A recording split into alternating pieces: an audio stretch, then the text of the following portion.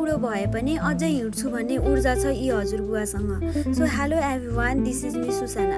आजको मेरो यात्रा चाहिँ धाप ड्यामसम्म हुनेछ। धाप ड्याम जानको लागि सुन्दरी जलबाट 100 रुपियाँको टिकट काटेर म चाहिँ लागेँ। मान्छे मिसिङ हुने चान्स एकदमै कम छ यो क्षेत्रमा, किनभने हजुरहरूले धेरै ठाउँमा प्याम्पलेट्सहरू युज गरेर डिरेक्सन सो गरेको देख्न सक्नुहुन्छ। म पनि यही डिरेक्सनलाई फलो गर्दै धाप ड्यामसम्म जाने अवसर पाएको थिएँ। मैले मेरो यही सेल्फ स्टिकको प्रयोग गरेर धाप ड्यामसम्म पुगेँ र सानो सानो क्लिप भिडियो हजुरहरूसम्म प्रस्तुत गर्ने मौका पनि पाएँ। धाप ड्याम एक मानव निर्मित ड्याम हो। हेर्दाखेरि एकदमै रमणीय दृश्य र आनन्दको अनुभूति दिलाउँछ यो तालले। शनिबार भएको भएर होला मानिसहरूको भिड भने एकदमै धेरै थियो धाप ड्याममा।